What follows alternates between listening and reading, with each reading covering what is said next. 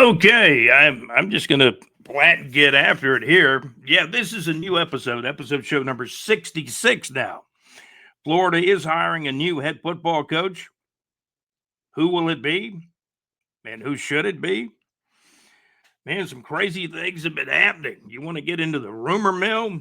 Now we're hearing LSU is probably the team that's going to scoop up Lane Kiffin.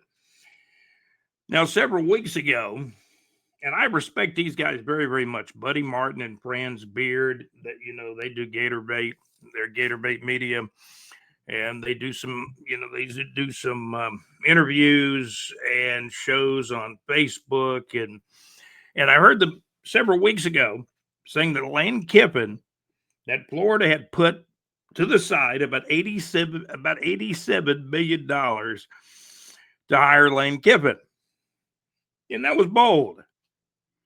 The problem is LSU apparently has ponied up $90 million.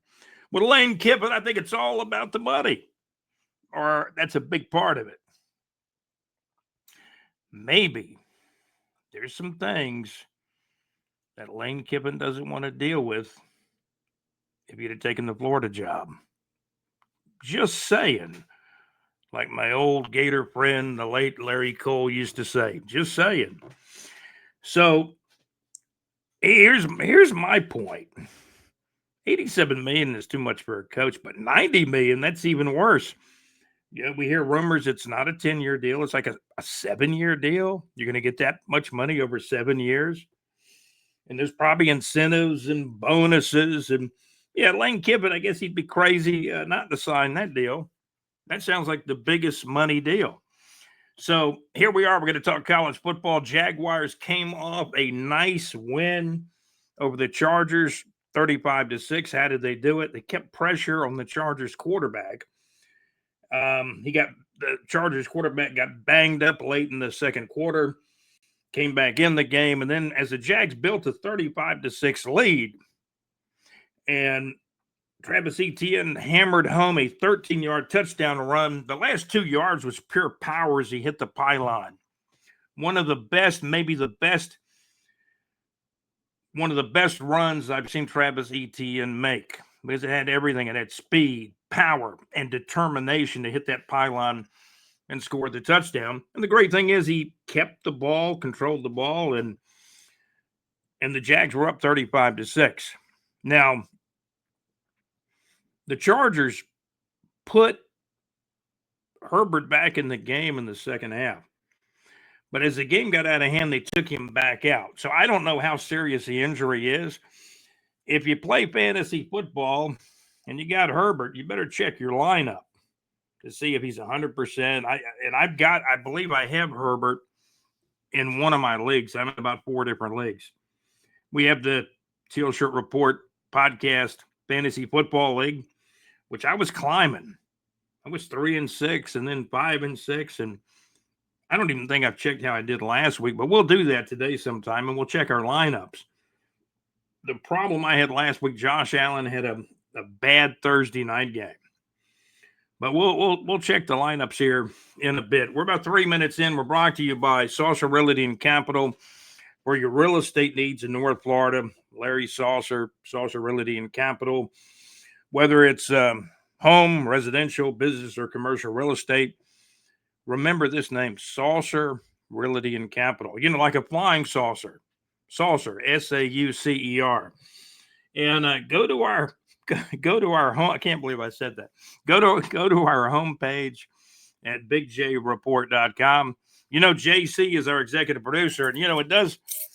Sometimes two heads are better than one, and we got John Gaylor helping us too, and even Alex Nunry.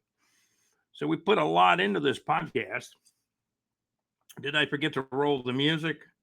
It's always a lot of fun heating it up with some good Teal Shirt Report podcast music. Where is my music? Here. Yeah, I'm going to talk football. I want to thank everyone who subscribed to the channel. I believe we've got over 2,000 subscribers now. We could do even better, and I think we will. I think we will. Florida's hiring a new head football coach. Who will it be and who should it be? I mean, it's getting to the point now where the Florida Gators are a basketball school. They won the national championship last year. They're even in losing a basketball game very early in the year. Now their basketball team's starting to do really good again. But Florida played well against Georgia, lost 24-20, and it seems like after the Florida-Georgia loss, 24-20, the Gators have packed it in. 38-7 loss to Kentucky. What was going on last night? I mean, Tennessee scored probably every time they had the ball, and Florida got 1 or 2 yards of offense, like in the first quarter. The game was over after the first quarter. There was no coming back from that. Florida lost the game. Florida did kick a field goal. Florida's got some kind of record where they haven't been shut out in a long, long time.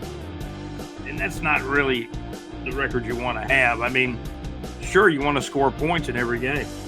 Florida got a field goal, then they scored a touchdown, and I believe made a 2-pointer, and the game ended up 31-11 at home, at the Swamp.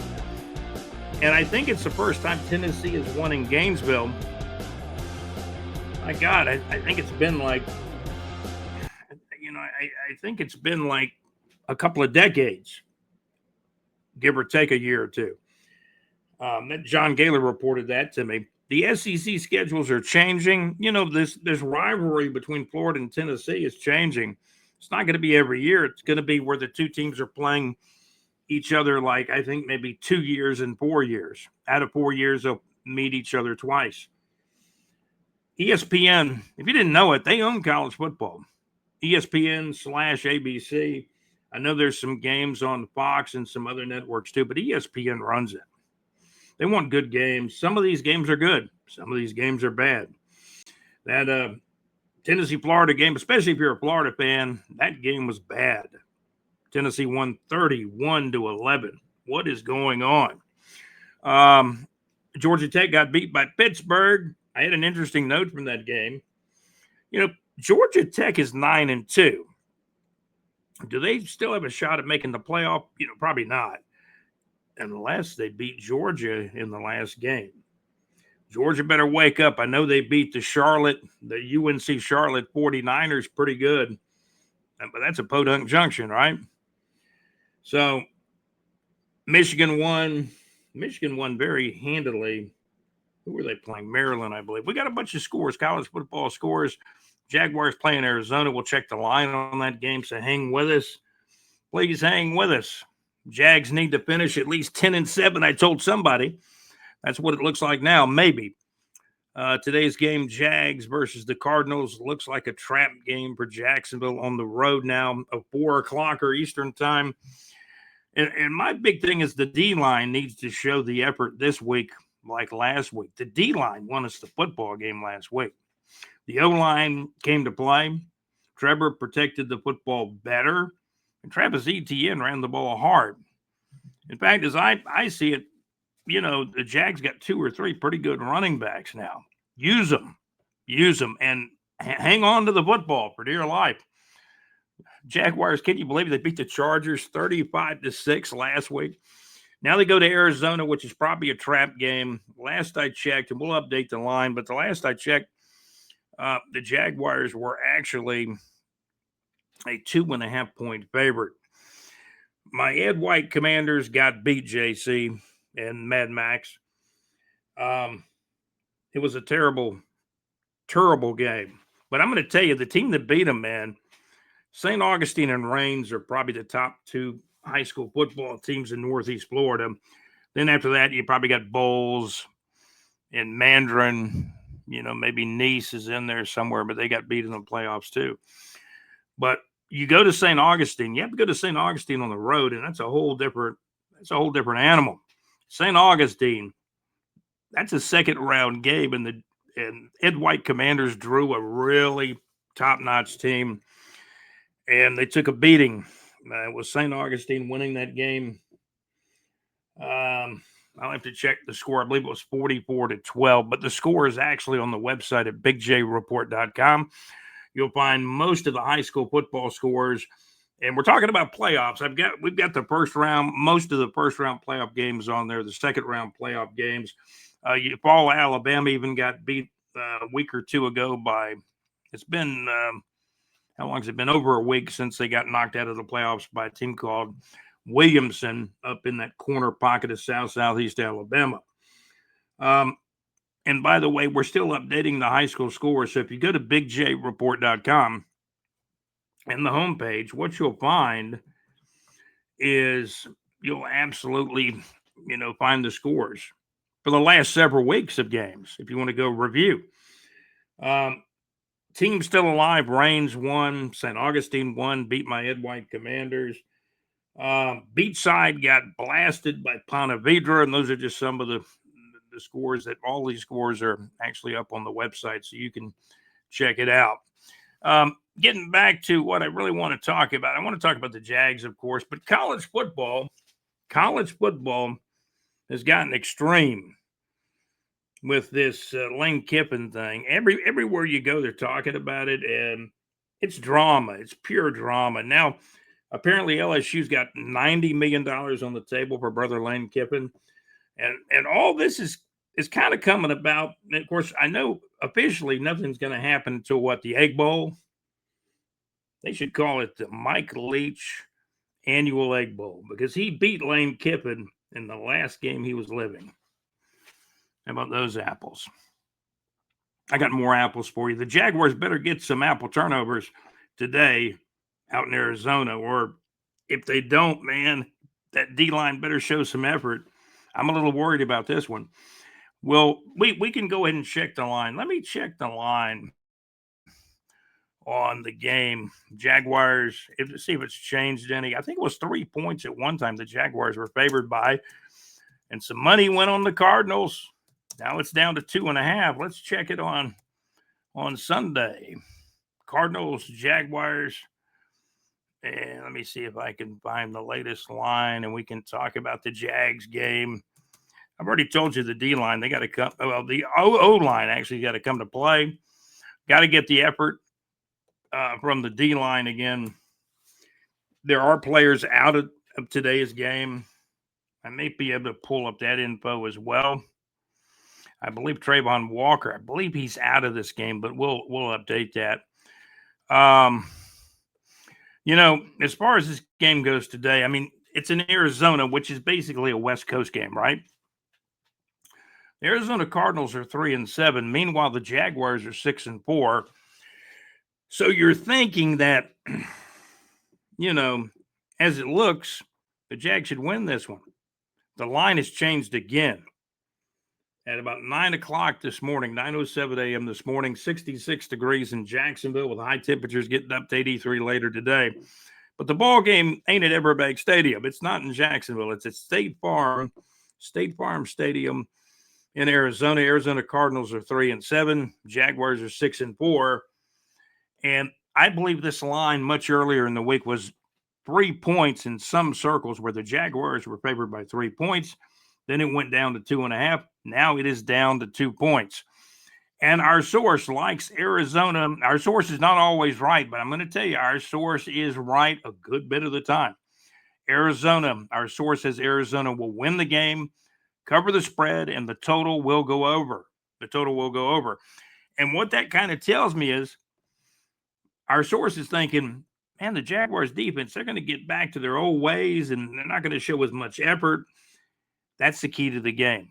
The Jaguars' defensive line helped in a big way win that football game, 35-6 over the Chargers. So that's the latest line on the Jacksonville Jaguars at the Arizona Cardinals game, 4:05 Eastern time, a 4-o'clocker. Today on Sunday, November the 23rd, 4:05 p.m. at State Farm Stadium in Arizona. Again, our source likes Arizona to win, cover the spread. Jaguars favored by 2, and the total will go over. The over-under is at 47 in this one. Okay, so we can get back. We can talk about college football. Want to thank Mad Max, the Mad Max Mix at Weebly.com on Wednesday nights. Man, Max had a great show.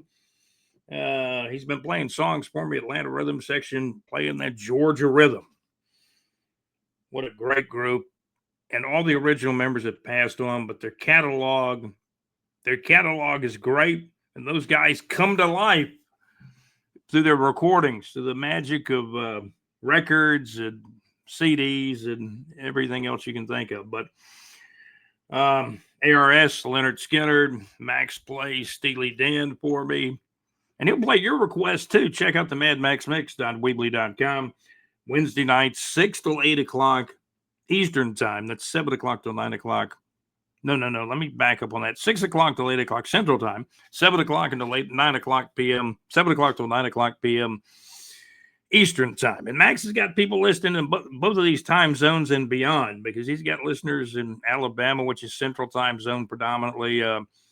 Georgia's Eastern time. Florida, most of Florida is Eastern time, except for that panhandle part of Florida that sits under Alabama. I believe that's where the Central time zone comes into play, way out there in the west part of the panhandle.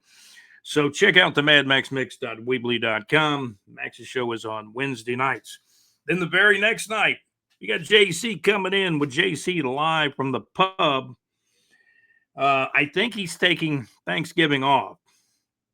I think he's going to take Thanksgiving off to be with family and friends and whatever JC does over the holidays. But he will be back the Thursday after Thanksgiving, and he's going to be there year-round. Thursdays, check him out. I know Eufaula City Schools is going to be closed on Thanksgiving too, JC. And the grocery store I went to this morning, where, man, they got biscuits over there too.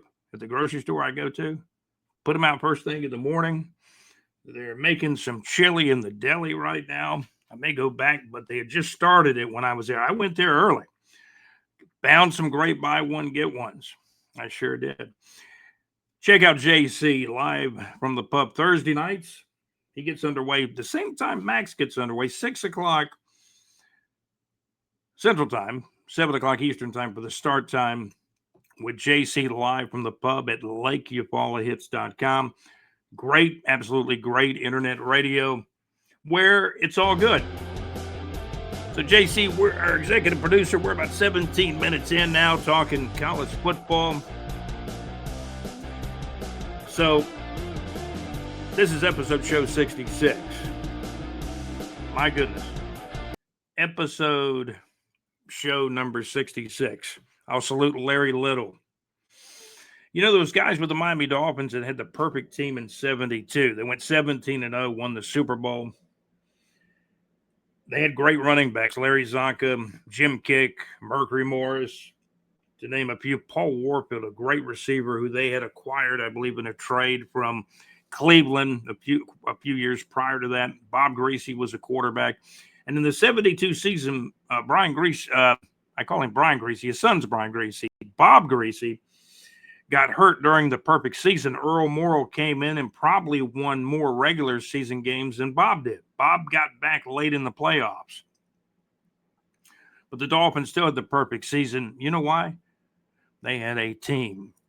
They had a backup quarterback. And they had a pulling guard, number 66. Episode show number 66. Pulling guard. Number 66, Larry Little. Larry was like a truck moving people out of the way where Zonka, Kick, and Mercury Morris could get the yards. We salute number 66, Hall of Famer, Larry Little. This is episode show number 66. Florida's still looking to hire a head coach. Things could get scrambled again. You know, if a team comes around and offers Lane even more money, man, he may go there. You heard of the game Musical Chairs? Well, these are musical schools. This is too much drama. This is ridiculous. And if $90 million is too much for a coach. I know Buddy Martin and Franz Beard had uncovered that Florida had put together $87 million for Lane Kiffin. Apparently it was not enough. $90 million now. Maybe there were some issues at Florida that Lane maybe didn't want to deal with. I don't know. But LSU has promised big money for the NILs, the portal, the coach, the assistant coaches. And it's looking rosy for Brother Lane Kiffin over there in Bayou country. Now, here's the thing that's really bad. The Ole Miss players, if he leaves after the Egg Bowl, which if he goes to LSU for $90 million, they're not going to want him coaching in the playoffs, right? Lane Kiffin ain't going to be coaching in the playoffs. I feel really bad. Not for Lane Kiffin. I don't feel bad for him. He's grabbing he's grabbing the fruit. Adam did that one time, right? Was it Adam or Eve that did that? Lane Kiffin's grabbing the fruit, the highest dollar out there. That's my opinion. Now, I could be wrong. And LSU's got a great program, a lot of great NFL players have come out of LSU, a lot of great wide receivers, especially offensive linemen, etc. But that is the biggest hypothesis right now is that Lane Kiffin will go to LSU, and the pay will be around $90 million. Could be a 10-year contract, but I'm also hearing he may get all that $90 million with a 7-year deal. Well, Lane is 50. Kerwin Bell is 60. I had somebody the other day that said, can you believe he said this? He said Kerwin Bell was too old. Somebody tell that to Signetti, who's 64, and he's put Indiana in the college football playoff the last 2 years. Tell him that. Now, you want a young guy to build the thing with, sure. Speaking of young guys, I got a story about a young guy. You ever heard of Cade Bell? Kerwin Bell's son? Do you know that Cade Bell and his dad taught him how to run an offense? And Cade Bell played at JU many, many years ago. His son, when Kerwin Bell was at JU. Then Kerwin Bell went to Valdosta State when Kerwin went to JU and said, hey, we need more money for the program. We want to get on a higher level. And JU just did not have the money. And eventually they did hire another head coach for, and they ran it for 3 or 4 more years after Kerwin left, I think, in the Pioneer Football League. But Kerwin went to Valdosta State. Mike Leach was an assistant coach under Hal Mumme one time at Valdosta State. Do you know Kerwin Bell won a national championship at Valdosta State? Smaller school, mind you. Kerwin Bell won a national championship at Valdosta State. Now he's gone on to Western Carolina. And to my knowledge, at least in my lifetime, I don't ever remember Western Carolina winning. Now they're starting to win some under one Kerwin Bell. And Cade Bell, his son, you know what his son's doing now? His son is the offensive coordinator for the Pitt Panthers. Last I checked, Pittsburgh Panthers are Division I. Now, we're going to run down some of the scores. The Pitt Panthers beat a pretty good team over the weekend on Saturday. Well, just yesterday, Saturday, November 22nd. Let's see. I've got the scores. I got most of them here. Let's see. Let's run down the scores we do have here. Okay, we got some college football scores. Georgia 35, UNC Charlotte 3, a final on Saturday, November the 22nd. Georgia 10-1 will play Georgia Tech next. Georgia better watch out for Tech, and Tech's coming off a loss at Pittsburgh. College football, Pitt beat a very good Georgia Tech team on Saturday, November the 22nd. Pittsburgh, the Pitt Panthers 42, Georgia Tech 28, a final on Saturday, November the 22nd. Former Florida Gator quarterback Kerwin Bell's son, Cade Bell, is their quarterback coach and offensive coordinator at Pittsburgh Division I. How about those apples? So I thought I'd bring that to you today. Who's going to get the Florida job? Well, everybody says, well, the Tulane coach is probably going to Auburn. Brother Lane Kiffin chasing the money tree to LSU. Wasn't there a song about that? Somebody shook the money tree or something like that? Oh, he's done that. He's going to shake the money tree at LSU for about $90 million. Was it shake the sugar tree? Maybe is what it was called. So if things follow according to the rumors, The Ole Miss Rebels are going to the playoffs, but they're not going to have their coach, and the coach is not going to be the coach's team in the playoffs. Is there something wrong with that? Maybe the whole setup of college football, you got to move some things around where these guys got to stay the whole season and do the coaching changes, later. But then some colleges are saying they're going to miss out on that guy if he keeps coaching. Some teams will let a guy take a job and still coach the team. Years ago with Doug Dickey, he took the Florida job, but he was still coaching at Tennessee, and he coached against Ray Graves at Florida and lost by 1 point in the Gator Bowl. And Doug Dickey was coaching Tennessee in that game, and then the next year he became the Florida Gator head coach. Everybody knew in that Gator Bowl game that Doug Dickey was going to be the Florida coach in 1970. Somebody just sent me some kind of note saying ESPN doing some kind of promo, and obviously Lane Kiffin's name is in the promo. ESPN owns college football. I think their main goal, they want to have good games. Some of these games are good. Some of these games are blowouts. Michigan blew out Maryland. I don't think that game was on ESPN, though. There's, the Big Ten's got a big contract. I'm watching, regular antenna TV, and you're getting a lot of Big Ten games on regular antenna TV. That's for sure. Then you can browse and get some other games online, and I do some of that too. Florida Gators hiring a new head coach. Who will it be and who should it be? Well, if all these facts are falling into place, Kiffin will go to LSU. If Kiffin goes to LSU, the Tulane coach goes to Auburn, it seems like we're left with Eli Drinkwitz. And I'm not that excited about him. I mean, he got blown out. His Missouri Tigers got blown out by Texas A&M at home. My goodness, I think Texas A&M will, I think Missouri lost again yesterday, didn't they? I saw a press conference with Brother Drinkwitz.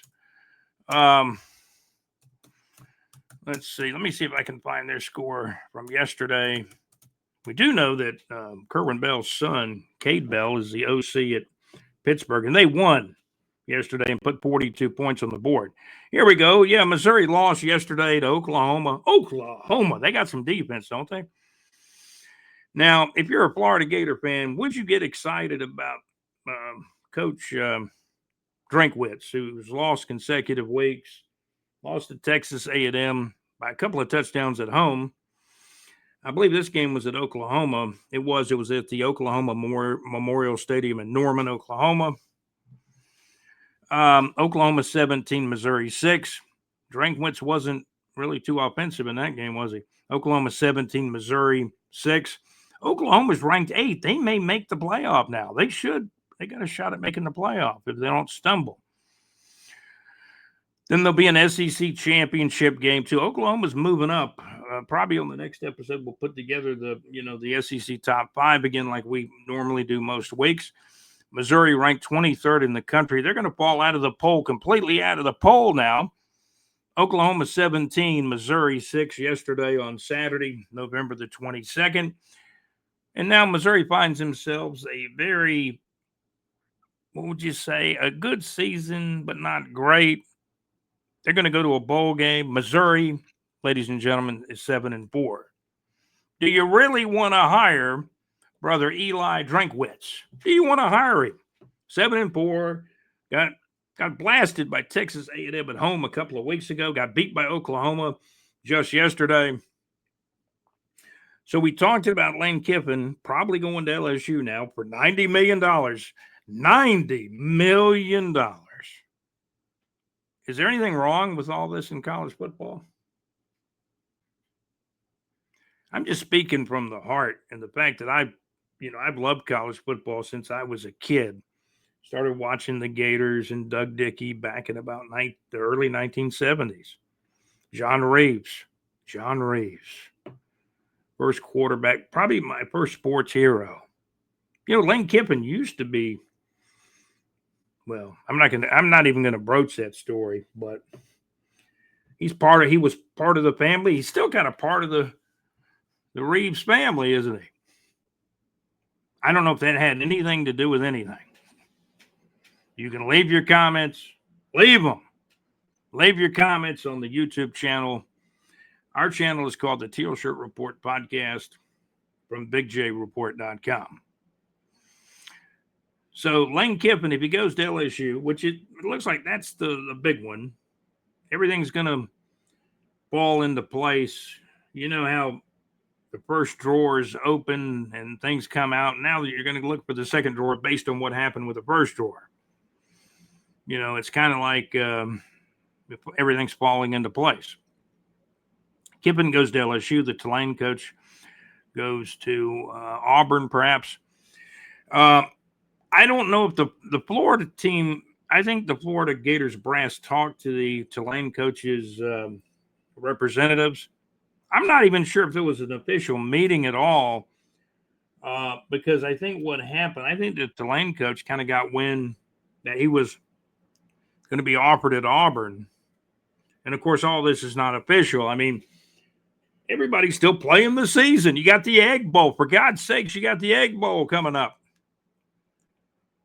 The Mike Leach Memorial Egg Bowl, because he beat Lane Kiffin in his last game before he sadly passed away a few days after that.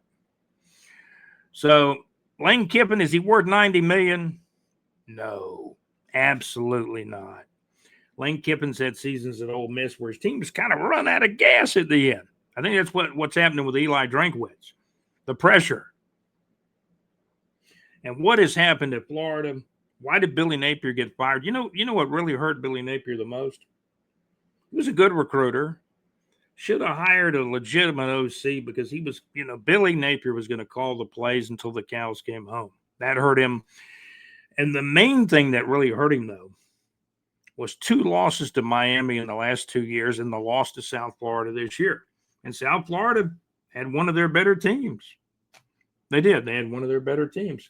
Kerwin Bell spent 1 year, I believe, as OC at South Florida. But when you look at Kerwin Bell's coaching record, he's got a really good winning record at JU, Valdosta State. And I think he's the only guy that's has really ever won at Western Carolina. So are you going to hire Drinkwitz? Man, they're 7-4. They're not an ascending team. No, they got blasted. They got beat by a couple of touchdowns by Texas A&M at home. Lost Oklahoma on the road. Missouri's not in our top 5. Drinkwitz, he may just stay at Missouri. Now, where will Florida go? You fire Napier, you got to hire somebody. There's only 2 names. There's a couple other guys out there that they could go to. Jed Fish, the former offensive coordinator of the Jaguars, who got into college coaching very heavy, became the Arizona head coach, now the Washington head coach. But he's dropped a lot of games. I mean, he's lost some football games. I think he's like 30-32 as a college football head coach, something like that. We'll look up the record again. Jed Fish is a guy further on down the list. Of course, Kerwin Bell is way on down the list because he's a long shot candidate. But I saw Kerwin Bell in an interview. He's not a flashy interview guy. He's not a guy that's going to say a lot of eloquent words. Kerwin is originally from the Live Oak to Mayo area. He's a good old country boy. He was a walk-on at Florida. When he was a quarterback at Florida, they had to run this campaign, Kerwin Bell for Heisman, because he was on, I think the best team Kerwin was on at Florida. They were 9-1-1. Florida's not 9-1-1 now, are they? No. And Kerwin Bell is a head coach. As a head coach, has won everywhere he's been. That's who I would hire. I'd hire Kerwin Bell. I really would. Check our concerts out at BigJReport.com in the Neighbors 2 section. JC, should I check any of those scores? Man, we're 34 minutes in, or check any of those concerts. Man, let's see. I do have some concerts that we can check. I want to go back on Mad Max's show. I think we did. Max, we did talk about concerts the last time I talked to you, right? High school football scores. The Neighbors 2 section. There's a lot of stuff up there. Scroll way down. Because as my executive producer says, most of you have phones. You got to scroll more than you do on a laptop. It's a little quicker on a laptop. So take a look at some shows coming up. Leonard Skinner was recently at Daly's Place. Molly Hatchet. Max, I don't know if you knew this. I don't know if I mentioned Molly Hatchet. I may have the other day when we talked. I'll just run down some concerts here. Leonard Skinner performed back on Saturday, November the 8th of 2025 at 8 o'clock p.m. at Daly's Place right here in Jacksonville, Florida, right next to Everbank Stadium, playing the old Skinner songs, although there's no real, to my knowledge, no real Artemis Pyle, I believe, still living, but he's not, to my knowledge, he wasn't an original member of Skinner, was he? Some people know the Skinner story better than I do. I was from Jacksonville. I'm still from Jacksonville. And I grew up on the west side where they were from. But all those guys were, they were a little bit older than me. Even Johnny Van Zant, the current lead singer, who's really filling in admirably for his older brother, Ronnie Van Zant. Heck, Ronnie was a good bit older than Johnny. I think at least 12 years older than Johnny. Johnny's like a couple of years older than me. I remember the Johnny Van Zant band back in the early 1980s. They were really good. And then at some point in time, a decision was made. If Leonard Skinner was going to get back out there and tour, they needed a singer. Who better than Johnny Van Zant, the much younger brother of Ronnie Van Zant, who sadly perished with some of the other band members, and some were very injured but survived. But Ronnie Van Zant died in the plane crash in Mississippi back in 1977. What is left of Leonard Skinner? There's a medlock in the group too. Johnny's the lead singer, and it was kind of cool to see all the Leonard Skinner guys got Jaguars jerseys the other day. They were going to play the concert right next to the stadium at Daly's Place, and they did.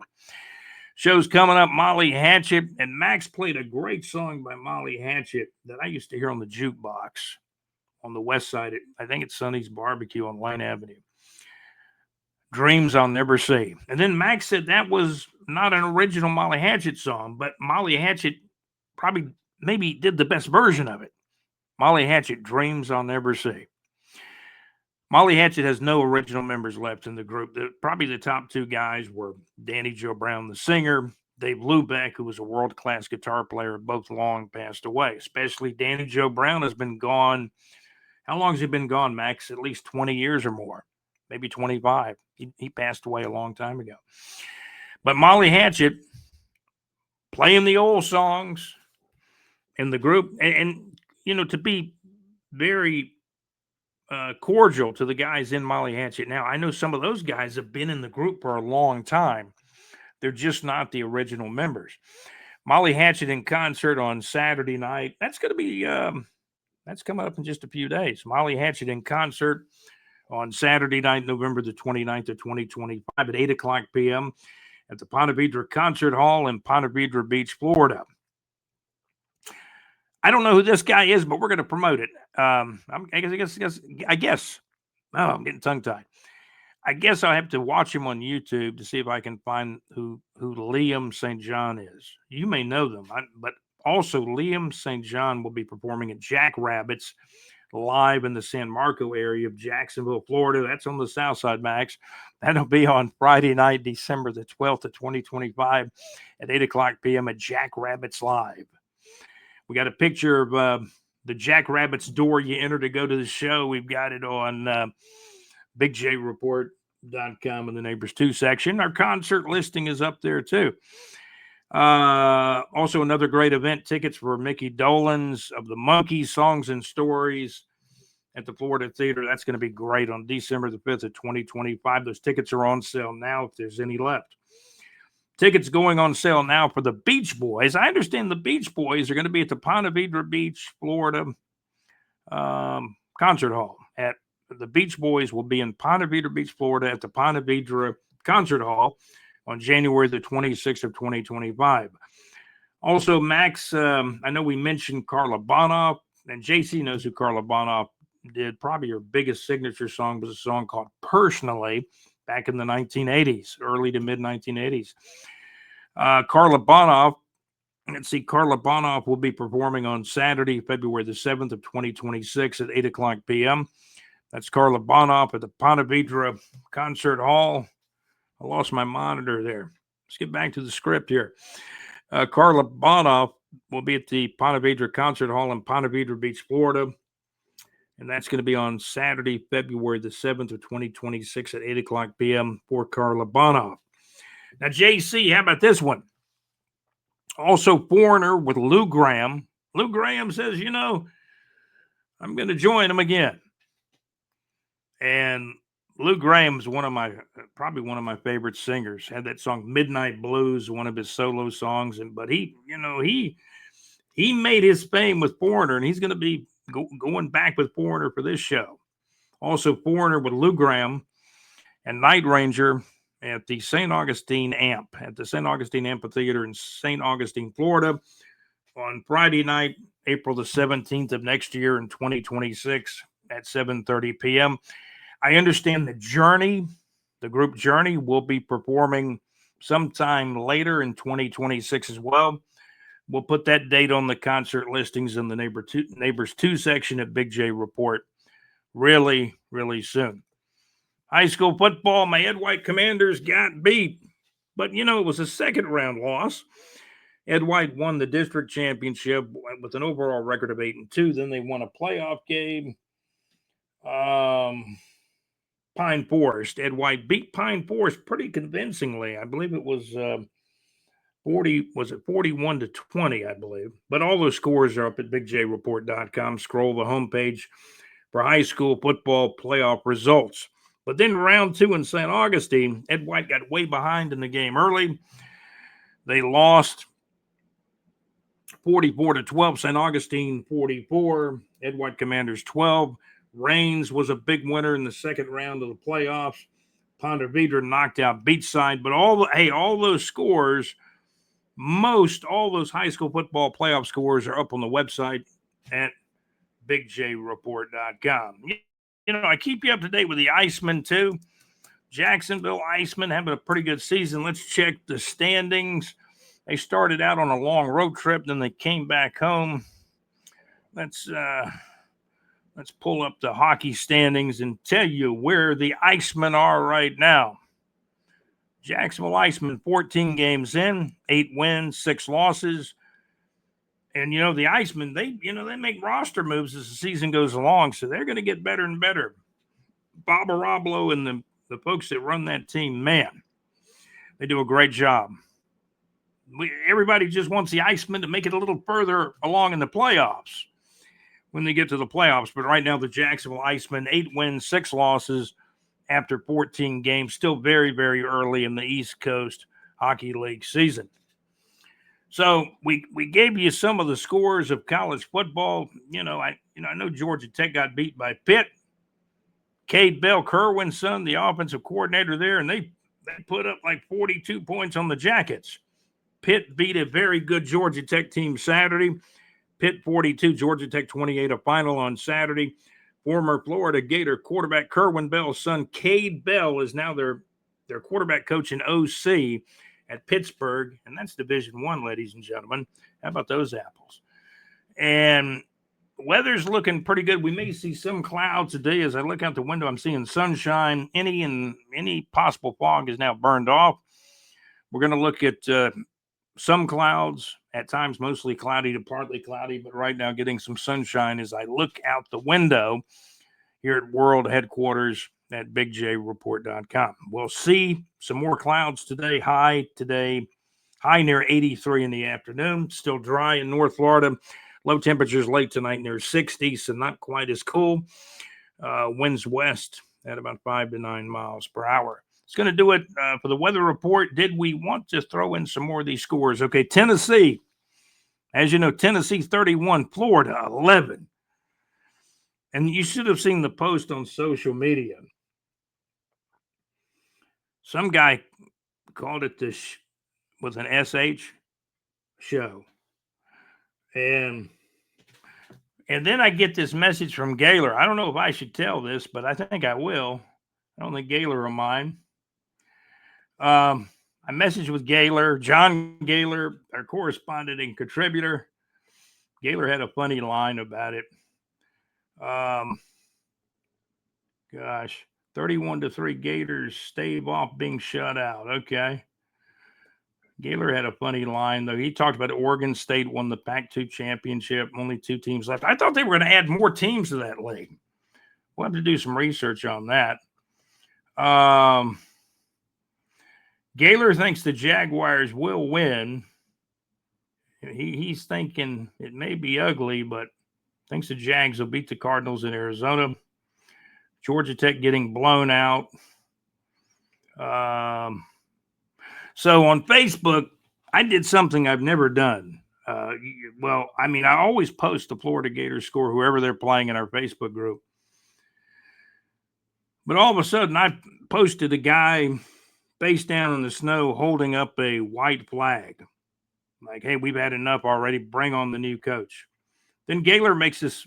I thought it was a pretty funny comment, actually, but kind of sad in the same way and kind of shameful in the same way. Gaylor said 70,000 paid for that foolishness over in the swamp. I thought that was a pretty good line. It was a sellout. Can you believe it? A sellout? You know, Florida sells out and they get blown out by Tennessee.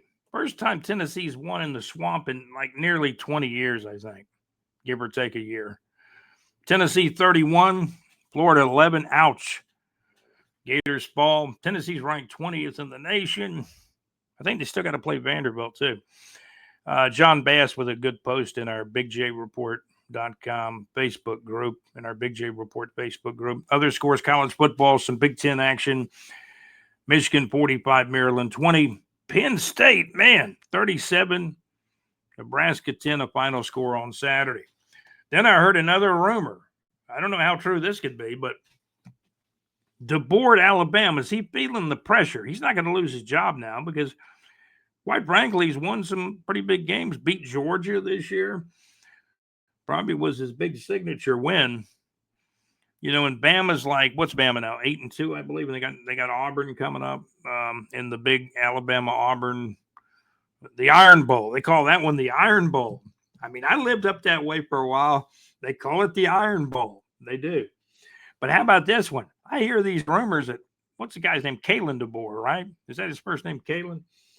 DeBoer might have a hankering for leaving and taking the Penn State job. Might be less pressure.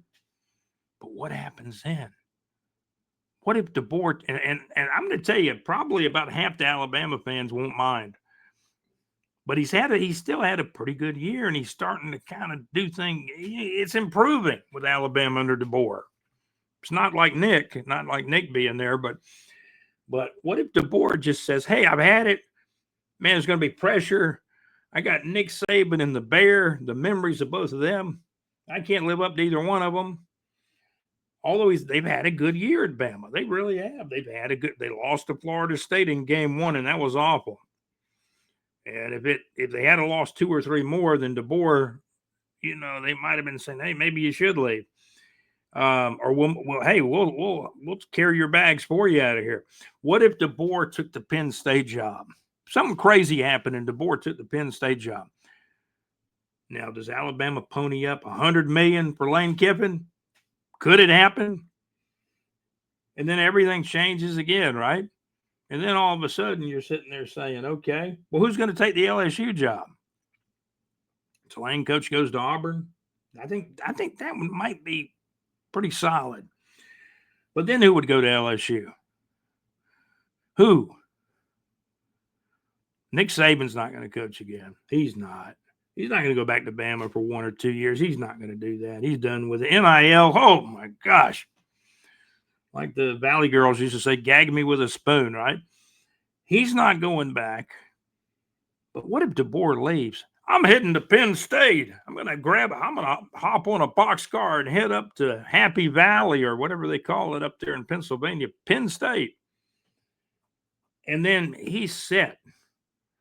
And you do know that the former Penn State coach, Franklin, and JC did eloquently say that the Franklin buyout was not $49 million. I guess they negotiated it down to $9 million. Kind of like unemployment, right? You got a job now. So he's going to Virginia Tech. Man, this coaching carousel, too much drama. Absolutely too much drama, right? Or maybe Alabama just says, hey, Lane, we'll give you 91. Come on to Bama because, DeBoer left and went to Penn State. These are all just rumors. These are things out there right now. So Kiffin's going to LSU. Unless DeBoer leaves and goes to Penn State, would Alabama try to say, hey, come on over here, Lane? We got a few more hundreds, we got a couple more million for you. This is unbelievable. This is so much drama. Absolutely so much drama. $90 million is too much for any football coach, and it's way too much for Lane Kiffin, a guy whose Ole Miss teams sometimes run out of gas toward the end of the year. But Lane will never know this year because you're not going to coach him. Unless all of a sudden you win that Egg Bowl and you start looking around saying, man, I just ought to stay here at Ole Miss. This is what it is. This is absolutely what it is. College football, man. It ain't like the old days.